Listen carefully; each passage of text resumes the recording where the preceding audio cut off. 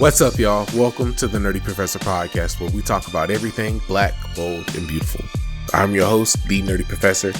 It's time for a new season and a new angle on black history. In this season, we're going to focus on black people in Latin America and the Caribbean islands. This first episode will catch us up to speed on Latin America. But first, let's talk about some anime.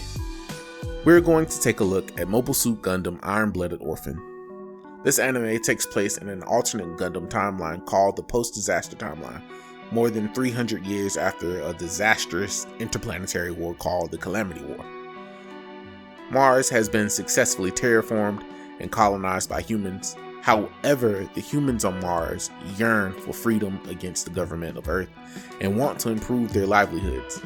This is mostly due to Mars being dependent on Earth's economic development, which leaves much of Mars's population living in extremely poor conditions. So in the beginning of Iron-Blooded Orphan, Cordelia, a Martian noblewoman, employs a civilian security company, Chris Guard Security, CGS for short, to transport her to Earth to negotiate the independence of her nation. But the Earth military organization, Gjallarhorn, attacks CGS in an attempt to halt the Martian independence movement. During the attack, Orga Itsuka, the leader of the 3rd Army Division within the CGS, made up of children by the way, decides to rebel against the adult higher-ups who had, get this, abandoned them. As all hope seems lost, a young orphan under Orga's command named Mikazuki enters the battle, piloting the legendary Gundam Barbato, although it was hastily repaired. After repelling Gjallarhorn's attack, Orga and the 3rd Army Division dispose of the adult higher-ups and take control of CGS, refounding it as the mercenary company Tekiden, meaning iron flower in Japanese. Hey, quick commercial break. Running this podcast isn't easy or cheap. If you all would like to support the podcast, please visit my website at thenerdyprofessor.com. Thank you so much for listening. Now back to the show.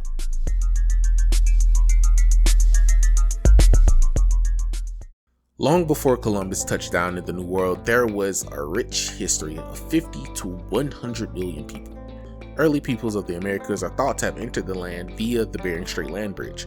These people are believed to have populated the Americas by going down the Pacific coast and spreading out over the North and South American continent, and the Caribbean islands. Latin America refers to South America, Central America, Mexico, and some Caribbean islands, but I'm going to include some non-Latin islands. The oldest of the Mesoamerican or Middle America civilizations are the Olmecs. You know, the civilizations with the giant stone heads? Yeah, it is the prototype for all cultures in their region. From writing systems and calendars to ball games, you know, the one from Road to El Dorado, the Olmecs created all of that. Aside from the Olmecs, the Teotihuacans, the Mayans, the Zapotec, the Toltec, and the Aztecs were all great civilizations in this area. The vast South American rainforests were populated by between 30 to 50 million people. Among this giant population, there were some amazing civilizations. For example, in Peru, there was the Inca Empire. They were well known for their stonemasonry and their irrigating terrace system. The Arawaks and the Kalinago, formerly known as the Caribs, are also well-known indigenous groups. Both groups started in South America, but the Arawaks populated the Great Antilles Islands like Cuba, Hispaniola, Jamaica, and Puerto Rico, and the Kalinago populated the Lesser Antilles Islands, think Barbados, St. Vincent, and Grenada.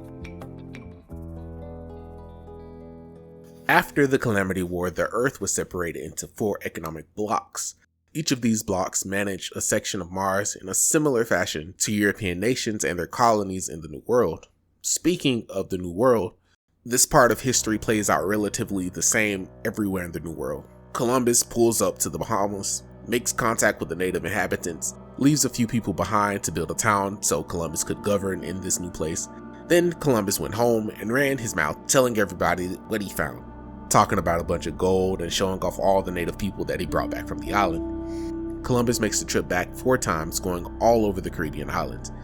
He found out that the Arawaks were the nice ones and the Kalinago were not so nice. Then all the other European nations start to pull up, trying to get a piece of the New World.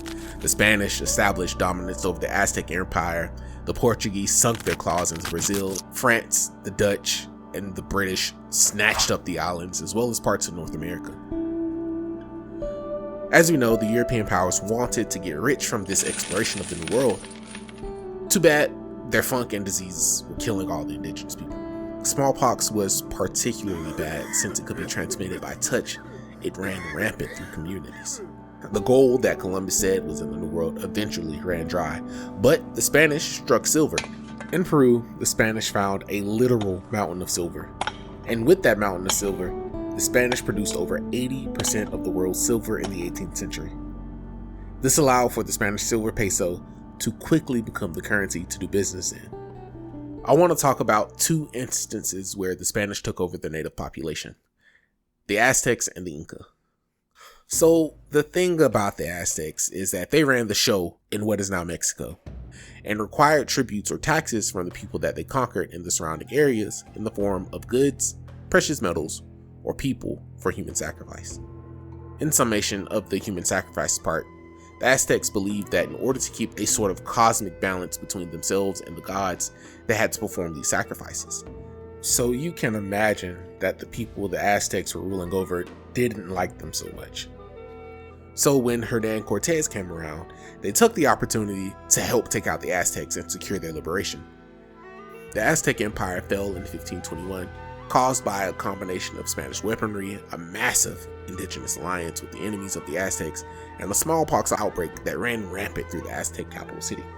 A little bit later in 1532, a similar story played out in Peru with Francisco Pizarro and the Incan Empire, except this time Pizarro took advantage of a civil war happening among the Inca. Pizarro lured the Incan Emperor Atahualpa into a trap by calling for a feast. So Atahualpa took himself and 5,000 unarmed Incas to the feast.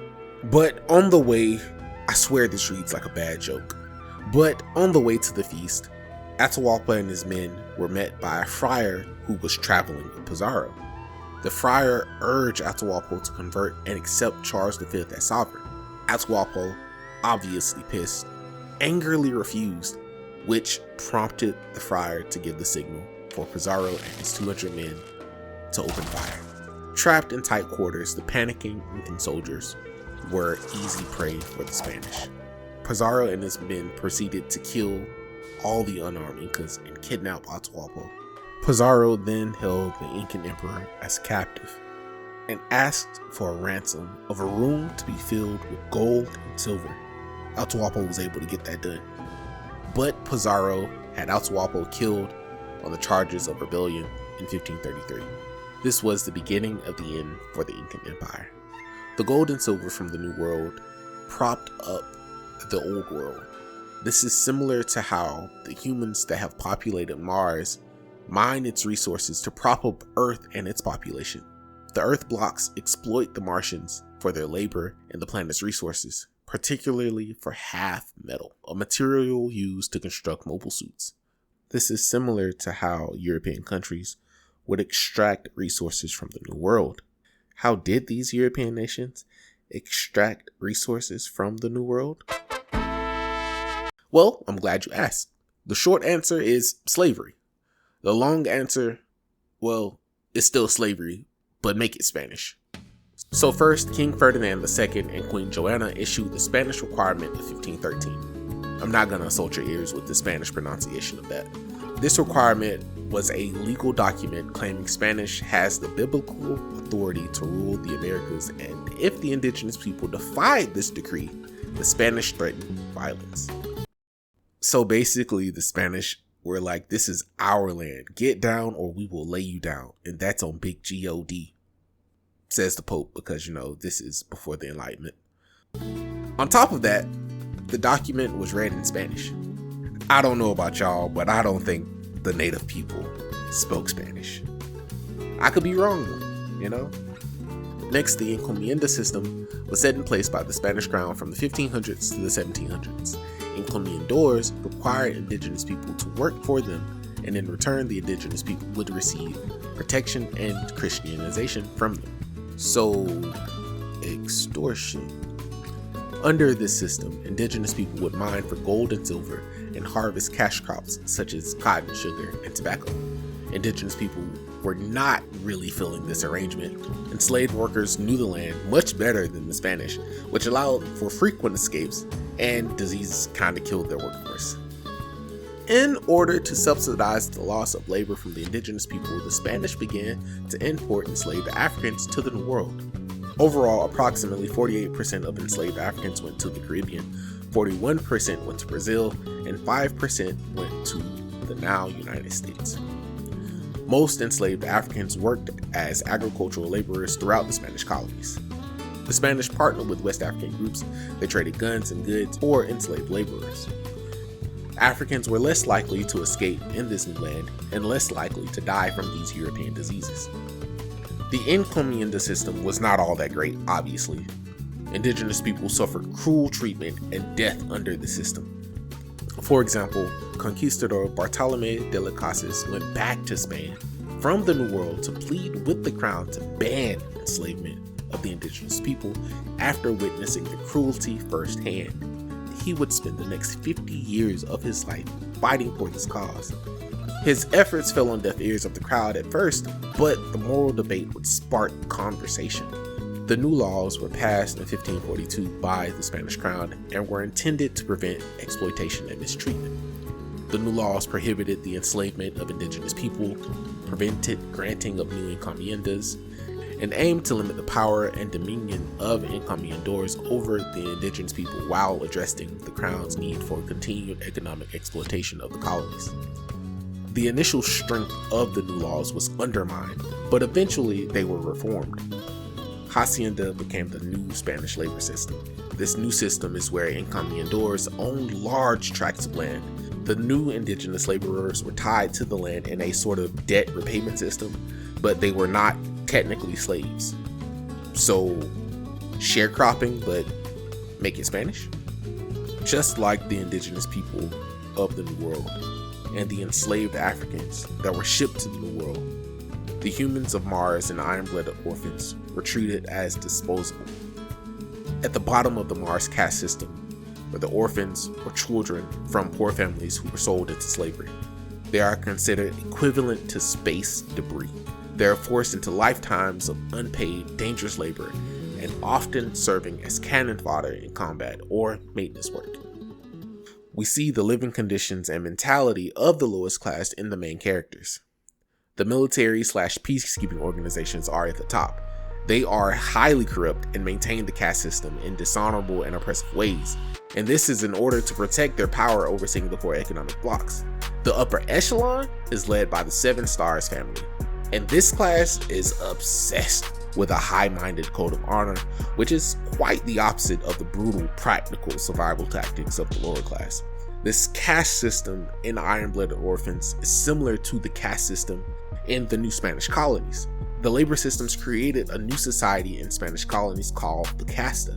The casta system organized the colonial society into a ranked social hierarchy based on racial heredity. More white blood equals more social power, and less white blood equals less social power. The caste system resulted in 40 divisions in the hierarchy.